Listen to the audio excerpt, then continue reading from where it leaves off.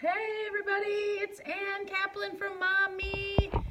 I'm here to talk to you guys this week about no reminders. That is the theme for this week, and I want to challenge all of you guys for a week of no reminders. How amazing would that be, right? To not have to remind your kids ever. It's very simple. If you don't want to remind your kids, if you don't want to be repeating yourself all the time, then don't do it anymore. And I want to talk to you guys about how to make that happen and why it's so important. So, do you really think that your kids can't remember the things that you're telling them? Do you really think that they can't remember that you asked them to do their job, or that you asked them to put their shoes on, or what their chores are, all of that stuff? Do they really need you to remind them? I guarantee that the answer is no, that you don't really think that. You know your kids can remember. How do we know our kids can remember? When was the last time your kid forgot that you promised them to give them ice cream? Has that ever happened? Has even a toddler ever forgotten that you were going to give them ice cream? I doubt it, because kids love good stuff. They don't forget. Your kid is super smart. Your kid's not going to forget when you tell them that you're going to give them ice cream, and that is their weakness, because they've already proven to you they can remember. So let's stop reminding our kids, because when you're reminding your kids, you're really treating them like they're kind of stupid. And now think about it. What would you do? You would never let somebody think that your kid is as dumb as you're probably treating your kid like they are when you're constantly reminding them. So I want to inspire you guys this week to say, my kid is super smart. My kid never forgets the stuff he wants to remember. So I know my kid can remember the things that I want him to remember too. So how can we get them to remember? And it's really quite simple, you guys. Just stop repeating yourself. Stop it. Instead of repeating yourself and saying over and over again what to do, remember this, did you brush your teeth, did you do this, blah, blah, blah, blah, do your homework, do your homework, do your homework, do your homework, do your homework. Stop doing that, you guys, because when we're reminding our kids of stuff, what we're really doing is training them not to listen to us. We're training them just like we can train a dog, just like Pavlov could train a dog to salivate when it heard a bell. You're training your kids that the second you say something, they don't have to listen. That the second you say something, that's just the beginning. That's just a beginning of a back and forth game that you're playing with your kids, and that part of playing in the game is to ignore you. You're teaching your kids to ignore you. And what we're really doing when we're constantly reminding kids, and I am just as guilty as the next person of this, I'm telling you this out of experience.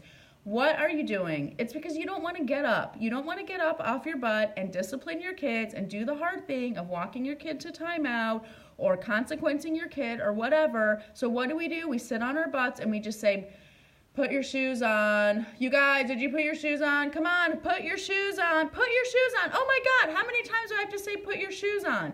We're being lazy. We're really being lazy. And I know that that sounds crazy for a parent coach to tell you that you're being lazy. And it probably doesn't feel like you're being lazy, because meanwhile, I highly doubt that you're just sitting around on your butt saying put your shoes on, put your shoes on, put your shoes on.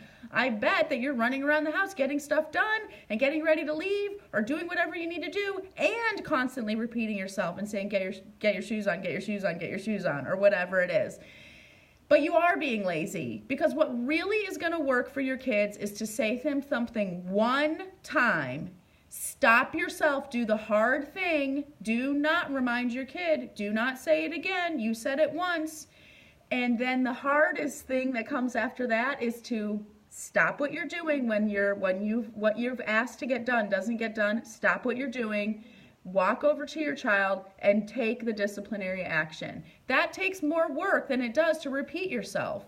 So when we're repeating ourselves with our kids, we're just taking the easy way out. But you guys, we're the ones who suffer, because it's so much harder in the long run to have kids who never listen to us and make us feel like we're being disrespectful and that nobody cares. That's so much harder than just doing that kind of annoying thing in the beginning, in the very first initial nip it in the bud moment, and getting off our butts and just taking disciplinary action. So I want to challenge you guys. Challenge for the week. Everybody in this group, I want to hear how this goes for you. Set your mind to a week of no reminders. And think about it as a gift you're giving yourself. Like, oh my God, I'm so excited. I never have to say anything more than once for this whole week. I'm not going to. That's going to be amazing. I can't wait. I feel better already. A week of no reminders. Challenge yourself. And what do you do instead? Say it once, then take action. Don't give up on yourself and your kids and start reminding again, okay? Your kid is super smart. Your kid can remember anything he wants to remember. So our trick is to make our kids want to remember. How do we make them want to remember? Teach them that if they didn't listen the first time, they don't get a second chance. And that is how they're going to listen the first time you talk every time. I want to challenge you guys to do it, and I wonder who's going to have a harder time with this challenge, you or your kid. We all think it's going to be our kids. Oh gosh, oh, I'm in trouble, I'm in timeout, oh, consequence, it's so hard for me. But guess what, guys? It's hard for mom too. It's hard not to remind. It's hard not to nag, because guess who else has been trained for the reminders? We have. We've trained ourselves to speak like we are just screaming into the void all day long, you guys. How amazing would it be to not feel like you're screaming into the void anymore? I know it feels amazing to me when I know that I'm actually being heard. That feeling can be ours. We can have it.